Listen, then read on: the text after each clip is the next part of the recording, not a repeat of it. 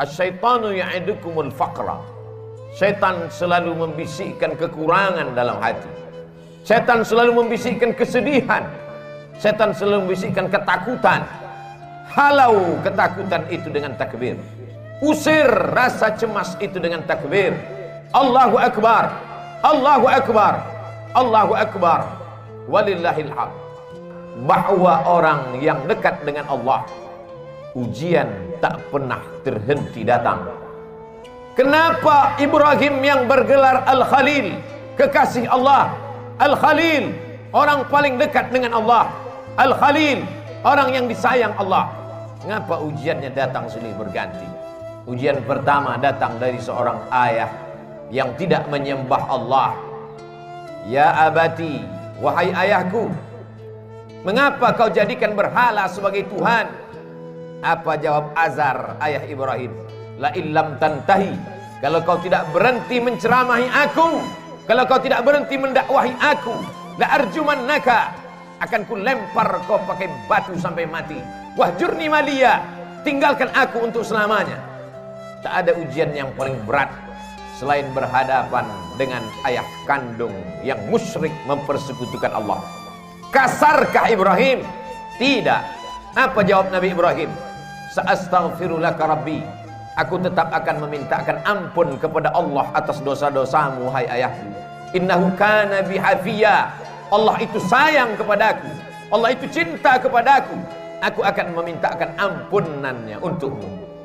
Ini adalah pelajaran bahwa ujian akan datang silih berganti. Ada sebagian orang yang beranggapan kalau dia sudah taubat, kalau dia sudah hijrah, maka hidupnya akan tenang, senang, kenyang, lenang, tak lagi ada ujian. Salah. Hijrah bukan berarti tanpa ujian. Hijrah bukan berarti hidup akan senang, tenang, dan kenyang. Hijrah membuat kita lebih kuat kepada Allah. Bebannya tetap sama, bebannya tetap datang, tapi kekuatan lebih kuat dari sebelumnya. Itulah makna hijrah, itulah makna taubat, itulah makna mendekatkan diri kepada Allah Subhanahu wa taala. Berhadapan dengan keluarga dekat, Ibrahim lulus. Berhadapan dengan musuh-musuh Allah, ketika mereka berdebat dengan otak, Ibrahim menang. Apa kata Ibrahim alaihi salam? Yang membunuh berhala-berhala kalian, yang memecahkan dan menghancurkan patung-patung ini adalah patung yang paling besar. Nabi Ibrahim sedang mengajak mereka untuk berdebat. Gunakan akal kalian. Selama ini kalian menyembah patung, selama ini kalian menyembah berhala. Hari ini berhala-berhala itu hancur. Kalau kalian mau tahu siapa yang menghancurkannya, fas'aluhu in kanu yantiqun. Tanya berhala yang besar ini, tanya berhala yang besar. Digantungkan Nabi Ibrahim kampak di leher berhala itu. Biasanya orang kalau sudah kalah berdebat, kalah otak, dia akan main otot, dia akan main kekuasaan, dia akan main jabatan. Mereka kumpulkan kayu-kayu dan batu-batu, lalu diperintahkan oleh penguasa, harriquhu, bakar Ibrahim. Mereka membakar Ibrahim. Saat itu api yang panas berubah, sunnatullah terjadi. Apa kata Allah Subhanahu wa taala? Ya nar, wahai api, kuni bardan, sejuklah, wasalaman, selamat ala Ibrahim. Api yang tabiatnya membakar, saat itu tidak membakar, karena Allah berkata, bardan, sejuklah engkau wahai api. Ibrahim keluar dari api unggun dalam keadaan kedinginan. Andai Allah tidak menutup ayat itu dengan salaman, selamat, mungkin Nabi Ibrahim akan mati kedinginan di dalam api yang panas. Api tak dapat membakar kalau sudah Allah berkuasa. Ini menunjukkan bahwa Ibrahim alaihi salam tetap berhadapan dengan penguasa yang zalim, berhadapan dengan berbagai macam ujian, berhadapan dengan ayah kandung, lulus, berhadapan dengan penguasa yang zalim, lulus. Tapi ada ujian yang lebih berat daripada itu. Ujian kerinduan, ujian kehampaan hati, ujian kekosongan jiwa. Ingin mendengar tangisan anak kecil di dalam rumah, dalam gendong dan pelukan. Berdoa Ibrahim alaihissalam, Rabbi habli minas salihin, berikan aku anak yang saleh, berikan aku anak yang saleh ya Allah.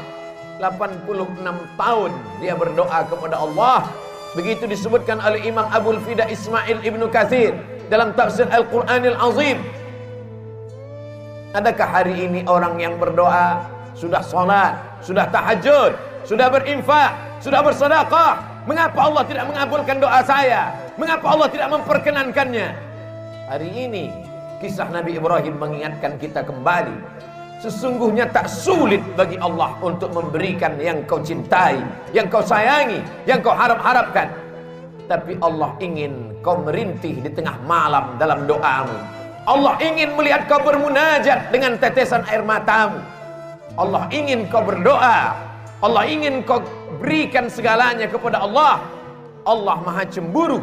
Allah tak ingin kau berbagi dengan yang lain. Oleh sebab itu munajat di tengah malam, berdoa kepada Allah. Sesungguhnya Allah ingin meningkatkan derajat, menghapuskan doa, menghapuskan dosa dengan doa-doa dan permintaan seorang hamba.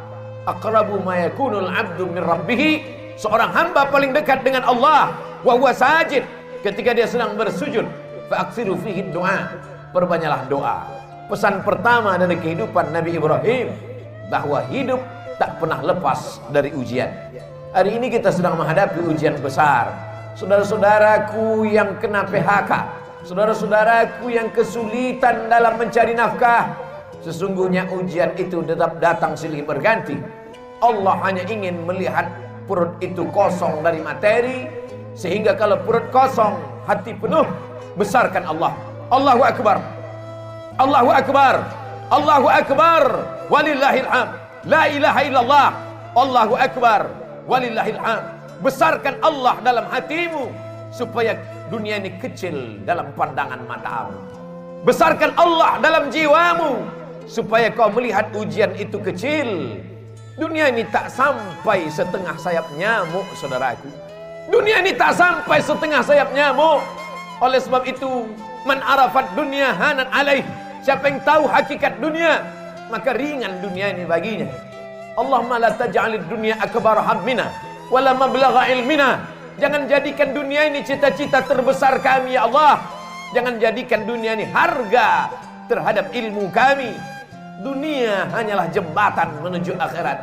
Ad-dunya balaghun ilal akhirah. Kalau ditakdirkan Allah kita masih menikmati dunia ini sampai besok pagi, jadikan dunia ini sebagai amal saleh. Tapi kalau dunia ini hanya berakhir sampai nanti malam, berarti husnuzan. Allah ingin membuat kita berhenti daripada dosa. Itulah mengapa Nabi Ibrahim disebut 4 kali sehari semalam dalam satu salat 2 rakaat. Bagaimana dengan 4 rakaat? Bagaimana dengan yang lain? Bagaimana dengan salat sunat? Kama sallaita ala Ibrahim wa ala ali Ibrahim, kama barakta ala Ibrahim wa ala ali Ibrahim. Supaya kita mengingat ujian kita ini belum ada apa-apanya. Ujian kita ini belum ada sebesar ujung kuku kelingking Ibrahim alaihissalam. Maka ketika kita membandingkan hidup kita dengan Ibrahim, ringanlah terasa. Keluarlah dari mulut alhamdulillah, keluarlah dari mulut subhanallah. Yang keluar bukan caci maki dan sumpah serapah. Pelajaran pertama, bandingkan diri kita dengan ujian Nabi Ibrahim alaihissalam. Pelajaran yang kedua, bahwa tak ada tempat meminta kecuali kepada Allah. Tak ada tempat berharap kecuali kepada Allah. Gantungkan harapan kepada Allah. La ta'khudhuhu sinatun wala naum. Dia tak mengantuk, dia tak tidur. Jangan gantungkan harapan kepada manusia. Hari ini menjadi kawan, besok berubah menjadi lawan. Jangan gantungkan harapan kepada benda. Benda akan binasa. Jangan gantungkan harapan kepada kuasa. Kuasa akan sirna. Gantungkanlah kepada Dia. Siapa Dia? Allah. Adakah Tuhan selain Dia? La ilaha illa huwa. Hidupkah Dia? Dia tidak hanya hidup, Dia maha hidup. Al-Hayyu. Apakah Dia mengatur setiap gerak langkah hidup kita? Al-Qayyum. Dia bukan pabrik kursi yang setelah pabrik kursi mencetak lalu kemudian tidak tahu di mana letak berada.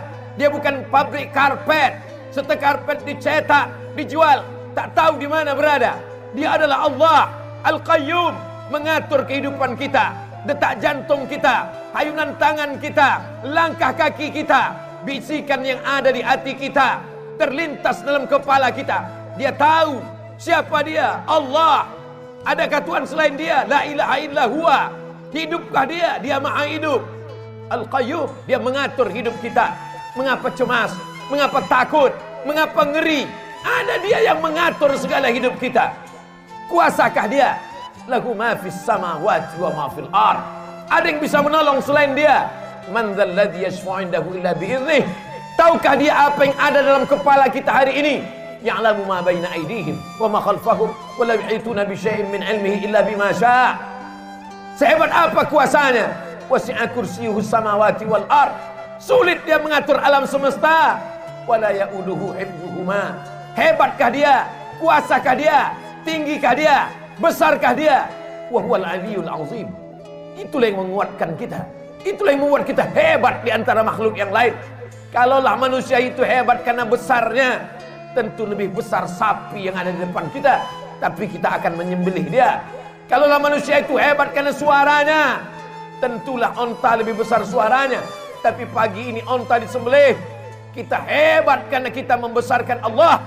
Kita hebat karena dibesarkan oleh Allah. Allahu Akbar, Allahu Akbar, Allahu Akbar. La ilaha illallah wallahu akbar. Allahu Akbar walillahil hamd. Dunia tanpa Allah terasa kecil. Itu yang dirasakan oleh Sayyidina Abu Bakar Siddiq. Kita berada di dalam Jabal Sur, saat bersembunyi akan pindah ke kota Al-Madinah Al-Munawwarah. Datang orang kafir Quraisy menyerbu.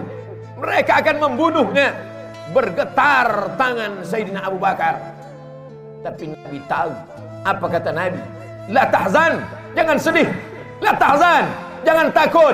La tahzan, jangan cemas. Innallaha ma'ana. Allah bersama kita. Yakin Allah bersamamu, maka kau terasa besar di hadapan makhluk-makhluk yang lain. Kau bukan apa-apa. Kau hanyalah setumpuk daging busuk yang akan dimakan cacing tanah. Tapi ketika kau besarkan Allah, maka kau ikut menjadi besar. Ketika kau berkata ya Rab, saat itu kau yakin Allah menjagamu. Ketika keluar dari mulutmu ya Rab, saat itu kau yakin Allah memberimu rezeki. Wa ma min dabbatin fil ardi illa 'ala Allah rizquha. Tak ada satupun yang melata di atas muka bumi ini kecuali Allah menjamin rezekinya. Mengapa orang korupsi? Karena takut anak tidak makan. Mengapa orang menjadi nepotisme? Mengapa orang menghalalkan segala cara? Karena takut tidak makan. Orang yang hanya memikirkan perut, maka hakikat dirinya tak jauh lebih kecil daripada yang keluar dari perut. Orang yang hanya memikirkan lambung, maka dia tak lebih besar daripada yang keluar dari lambung. Itulah mengapa Allah menjauhkan otak dari lambung. Otak di atas, lambung di bawah, supaya kita jangan hanya memikirkan lambung. Tapi hari ini ada manusia yang begitu ketakutan. Kenapa? Karena hanya urusan lambung. Menjegal kawan seiring, menggunting dalam lipatan, menikam dari belakang, musuh dalam selimut. Gara-gara apa? Gara-gara lambung. Atib mat'amak, jaga makananmu, takun mustajabud da'wah, doamu akan dikabulkan Allah. Pelajaran kedua yang diambil dari kehidupan Nabi Ibrahim alaihissalam, senantiasa berdoa kepada Allah. Tapi ada orang-orang yang berdoa kepada Allah, doanya tak dikabulkan Allah.